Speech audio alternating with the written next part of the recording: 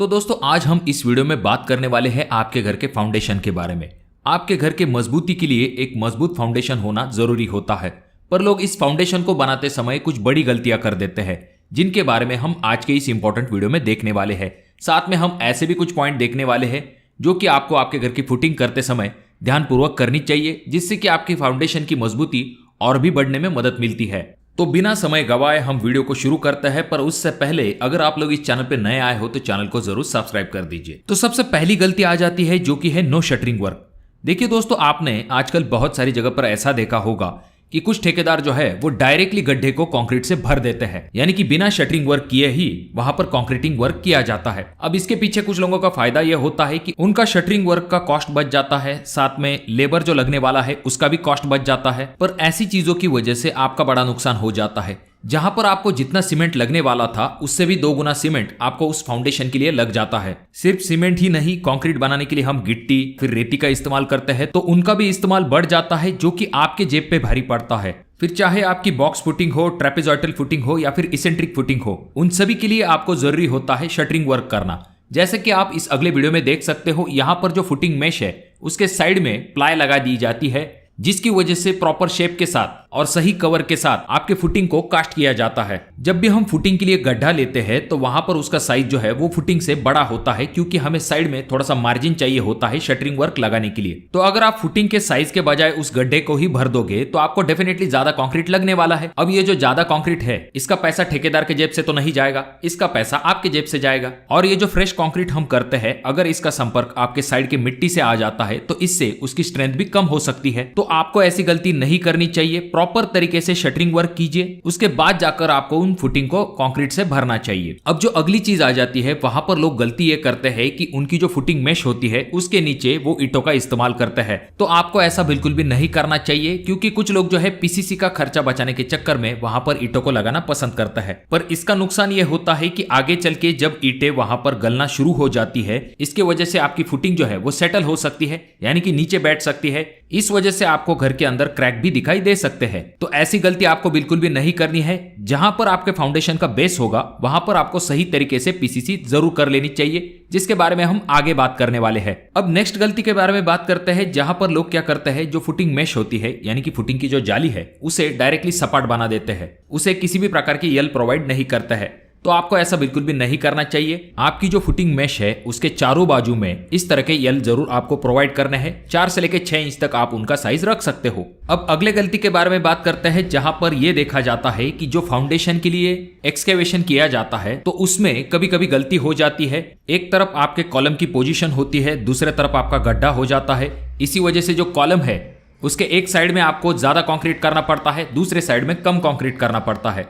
तो ऐसा आपको नहीं करना चाहिए। जब भी आपका फाउंडेशन कंप्लीट हो जाता है, जब आप एक बार वापस से मार्किंग कर लेते हो, तो ये जरूर चेक कर लीजिए कि अगर आपके कॉलम की पोजीशन उस गड्ढे के सेंटर में नहीं आती है तो आपको उस गड्ढे को वापस से क्लियर कर लेना चाहिए, क्योंकि आपकी कॉलम की पोजीशन फिक्स होती है। इसीलिए आपको गड्ढे को ही क्लियर करना पड़ेगा। कॉलम के चारों बाजू को जब गड्ढा समान होगा तब जाकर आपको उस फुटिंग को कास्ट करना चाहिए, जिससे कि लोड पूरी फुटिंग पे इवनली डिस्ट्रीब्यूट हो सके। और एक गलती देखी जाती है, जहां पर लोग कवर के लिए ईंटों का या फिर लकड़ी का इस्तेमाल करते हैं, तो आपको ऐसा बिल्कुल भी नहीं करना चाहिए। जब भी आप कंक्रीट वर्क करने वाले हैं तो आपको इस तरह के कवर का इस्तेमाल करना चाहिए। इस तरह के लकड़ी या फिर ईंटों का अगर आप इस्तेमाल करोगे तो ये बहुत ही गलत हो जाता है। अब कुछ लोग जो है बॉटम से कवर का ध्यान देते हैं, पर साइड में जो कवर होता है उसके तरफ लोग ध्यान नहीं देते हैं।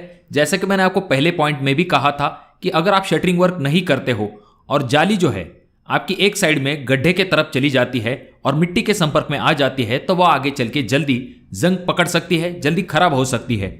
इसीलिए आपको जिस तरह से बॉटम से कवर के तरफ ध्यान देना चाहिए, उसी तरह से आपको साइड में भी कवर जरूर चेक कर लेना चाहिए कि कहीं आपकी जाली जो है वो मिट्टी के संपर्क में तो नहीं आ रही है। अब नेक्स्ट पॉइंट आ जाता है जो कि है ट्रेपेजॉइडल फुटिंग के रिलेटेड। तो इनका जो शेप होता है वो ट्रायंगुलर होता है। तो जब आप इसे इस शेप में कास्ट करते हो तो ऊपर के तरफ आपको छोटा सा ऑफसेट देना है, यानी कि ऊपर के तरफ आने पर इसे थोड़ा सा आपको सपाट बनाना है, जिससे कि कॉलम का शटरिंग वर्क करने के लिए आसानी हो। और ये जो गड्ढे हैं इन्हें भरने के लिए कुछ जगह पर उसी मिट्टी का इस्तेमाल किया जाता है, तो कुछ जगह पर मुरुम लाके इन गड्ढों के अंदर भर दिया जाता है। पर जब भी आप इन गड्ढों को भर देते हो तो आपको कॉम्पैक्शन के तरफ खास करके ध्यान देना चाहिए। अच्छे तरीके से अगर आप इन गड्ढों के अंदर पानी भर के रखते हो तो इससे अच्छे तरीके से कॉम्पैक्शन हो पाएगा। अगर सही तरीके से कॉम्पैक्शन नहीं किया जाता और अंदर का फिलिंग मटेरियल जब पानी के संपर्क में आ जाता है तो वो सेटल हो सकता है, जिस वजह से मिट्टी नीचे की तरफ बैठ जाएगी और आपकी जो फर्श है उसमें भी आपको क्रैक दिखाई दे सकते हैं। आपका जो फाउंडेशन है उसकी डेप्थ आखिर कितनी होनी चाहिए, तो ये डिपेंड होता है। जनरली हम क्या करते हैं,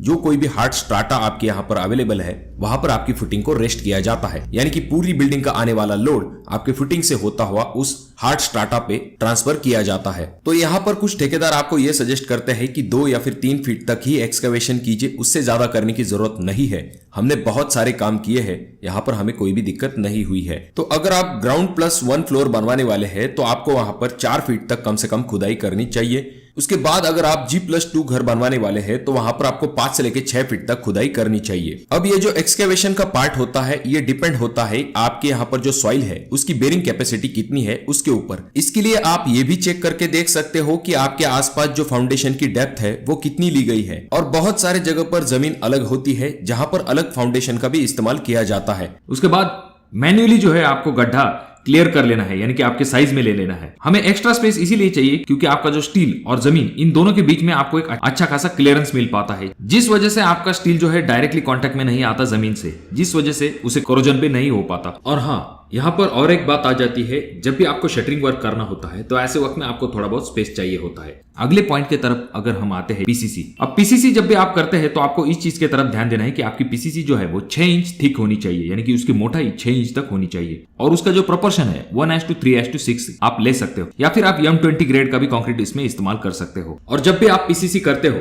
तो खास करके इस चीज की तरफ ध्यान दीजिए कि एक लेवल में आपकी पीसीसी होनी चाहिए। ये नहीं कि कहीं पर बेंड है या फिर एक साइड में स्लोप दिया है, ऐसा नहीं करना है। आपको एक समान लेवल में आपकी जो है पीसीसी होनी चाहिए, क्योंकि इसके ऊपर जब फुटिंग आएगी तो आपका जो फुटिंग का लोड होगा वो इवनली डिस्ट्रीब्यूट होना चाहिए। जब भी आप फुटिंग की मेश पीसीसी के ऊपर बिछाने लगते हो तो वहां पर अक्सर ही एक चीज देखी जाती है कि मिट्टी जो है वहां पर बहुत ज्यादा प्रमाण में गिर जाती है और लोग वैसे के वैसे ही काम करना शुरू कर देते हैं। तो ये गलत बात हो जाती है। आपको जो है अच्छे से झाड़ू मार के क्लीन कर लेना चाहिए। हाँ, थोड़ी बहुत मिट्टी जो है वो अक्सर ही पीसीसी पर आ जाती है, पर जितना पॉसिबल हो सकता है उतनी पीसीसी जो है आप क्लीन रखिए। और पीसीसी करने से पहले उसके नीचे की जमीन पे थोड़ा सा पानी मार लीजिए, जिससे कि आपके पीसीसी का जो पानी है वो नीचे की जमीन न खींचे। तो अब बात करते हैं कि ये जो फुटिंग मेश है इसके लिए आपको कितने mm के स्टील का इस्तेमाल करना चाहिए। तो इसके लिए आप जो है 10 mm से लेके 12 mm के स्टील का इस्तेमाल कर सकते हो।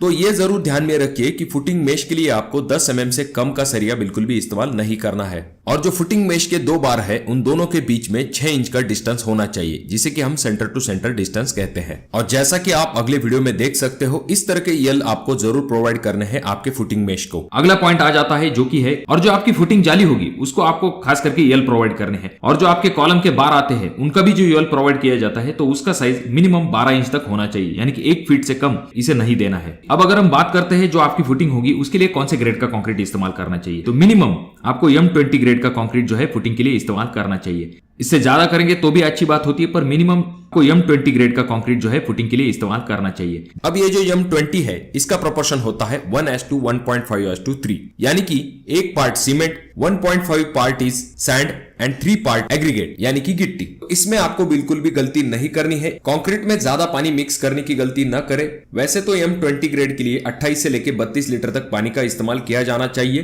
पर साइट पर काम आसान होने के लिए लोग कंक्रीट में ज्यादा पानी मिक्स कर देते हैं, जिससे कि कंक्रीट की मजबूती कम हो सकती है। और जब भी आपकी फुटिंग का कंक्रीट चलता है, ऐसे वक्त में आप अगर वाइब्रेटर का इस्तेमाल करेंगे तो आपकी फुटिंग के जो कंक्रीट होगा वो अच्छे से कॉम्पैक्ट हो पाएगा, जो एयर वॉइड्स होंगे वो अच्छे से रिड्यूस हो पाएंगे। तो इससे आपके कंक्रीट की जो ताकत होगी वो बढ़ने में बहुत ज्यादा मदद मिलेगी। एक्सकेवेशन, यानी कि जब हम खुदाई का काम करते हैं तो हमें पहली चीज ये ध्यान में रखनी कि आपको जो फुटिंग का साइज होगा उससे ज्यादा आपको जो है खुदाई करनी चाहिए। यानी कि अगर आपका फुटिंग का साइज 4x4 है तो आपको गड्ढे का साइज 5x5 का लेना चाहिए। इसका सबसे पहला रीजन ये हो जाता है, जब भी हम जेसीबी से खुदाई करते हैं ऐसे वक्त में जो गड्ढा होता है वो नीचे की तरफ नैरो होने लगता है। अगर आप ऊपर की तरफ ही 4 फीट लेंगे तो नीचे की तरफ जाते जाते आपकी फुटिंग का साइज 3.5 फीट बाय 3.5 फीट हो सकता है। अगले और सबसे इंपॉर्टेंट पॉइंट की तरफ हम आते हैं जो कि है क्यूरिंग। अब ये चीज ध्यान में रखिए, आप कितने भी अच्छे क्वालिटी का कंक्रीट कीजिए पर उसे प्रॉपर तरीके से अगर आप पानी नहीं देते, ऐसे वक्त में उसके स्ट्रेंथ पर इफेक्ट आ सकता है। इस वजह से इस चीज की तरफ खास करके ध्यान दीजिए कि आपकी जो फुटिंग होगी उसको आपको कम से कम 7 से लेकर 10 दिन तक पानी देना है। उसे ज्यादा देते हैं तो अच्छी बात होती है। याद रखिए, जब भी आप गड्ढे को ढक भी देते हैं उसके बाद भी आप ऊपर से पानी मारते हैं, ऐसे वक्त में जमीन से पानी जो है वो फुटिंग खींच सकती है। इस वजह से इस चीज की तरफ ध्यान दीजिए कि गड्ढे ढकने के बाद ऐसा नहीं करना है कि आपको डायरेक्टली पानी बंद करना है। कम से कम आपको 7 से लेकर 10 दिन तक आपके फुटिंग को पानी देना है। तो ये कुछ बहुत ही महत्वपूर्ण पॉइंट है जो कि आपको ध्यान में रखने हैं जब भी आप अपने घर का फाउंडेशन का काम करते हैं। तो मैं आशा करता हूँ वीडियो आपको अच्छी लगी होगी। अगर आपके कोई सवाल है तो कमेंट बॉक्स में कमेंट जरूर कीजिए। और हाँ, इस वीडियो का लाइक टारगेट हम रखते हैं 5000 लाइक। अगर आप चाहते हो कि आपका घर का काम जो है मजबूत क्वालिटी का बने तो चैनल को पहली चीज तो सब्सक्राइब कर दीजिए, क्योंकि हाउस कंस्ट्रक्शन रिलेटेड बहुत सारी इंपॉर्टेंट वीडियो जो आपको मिलती रहेंगी। तो मैं मिलूंगा आपको अगले वीडियो में, तब तक के लिए धन्यवाद।